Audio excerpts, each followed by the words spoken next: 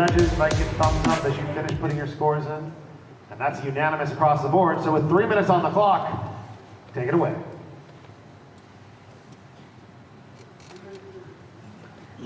Humanity relies on the biosphere, and the biosphere relies on humanity. But today, 24 billion tons of topsoil is being destroyed by land pollution. How does it happen?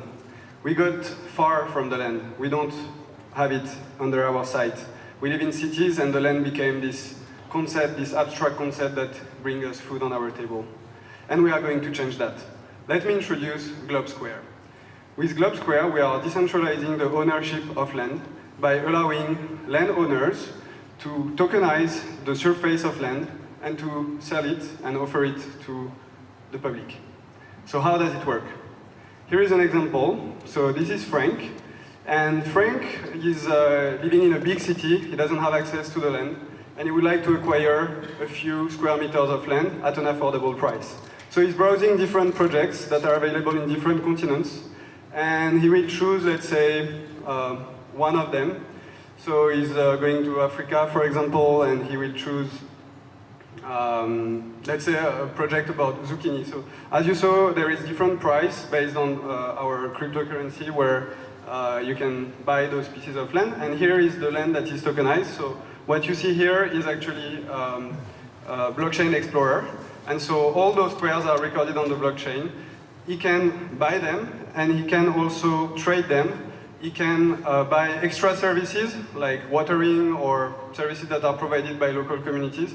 And everyone is being rewarded with the same token. So we need the EOS blockchain because it's fast, and we want people to be able to use it as a game, like Farmville, but in real life. And the token, the owner of land have to submit to our rules in order to be listed. In the same way as Uber drivers or Airbnb apartment owners, they have to make sure that everything is compliant to ecological concerns. So for example, no chemical, nothing that can violate the planet Earth. And so in the future, the continuity of this business relies on 3 key aspects. The first one is to expand the land and to attract more landowners. The second aspect is to get more people to buy, sell, trade, and to increase the activity on the platform. And the third one is to increase the transparency and to make the land visible by people by offering, for example, webcam services, live stream, all kinds of ways for the public to see what's going on the land. And by doing that, we are going to save the planet square by square. Well done. Nice job, everybody. Globe Square, go ahead and grab your device and come on up to the middle as Team Greenkeep, you guys are going to start to get set up. Judges, 2 minutes back on the clock for you. Thanks. This is just a point of clarification, actually. So, is there an ROI, is there a return on investment for the individual or the investor who buys that square of land based on the productivity of the land, or what's the business model? Okay, so the business model, our niche initially is targeted for millennials, and the whole idea is the fact that, we're actually going to be allowing individuals to collectively to be able to do crowdfunding, to be able to buy individual parcels of land. The land is basically, you've got an entry point, so you could actually range from, say, 4 tokens all the way to, say, 10. That's an entry point, and then there's a subscription, monthly subscription model. So that could be from $2 a month all the way, say, to $10.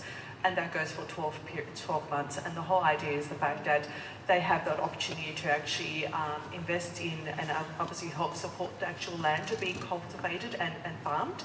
And if the land actually is able to produce and sell that land and sell the crops, 50% can go towards the investors and 50% can go to the equity owners. So therefore, we're basically encouraging young entrepreneurs to be able to have an opportunity to be able to earn a piece of land, be able to contribute and be able to support communities, local communities and be able to help sustainable environments.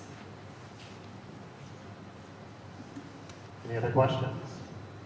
All right, give it up one more time.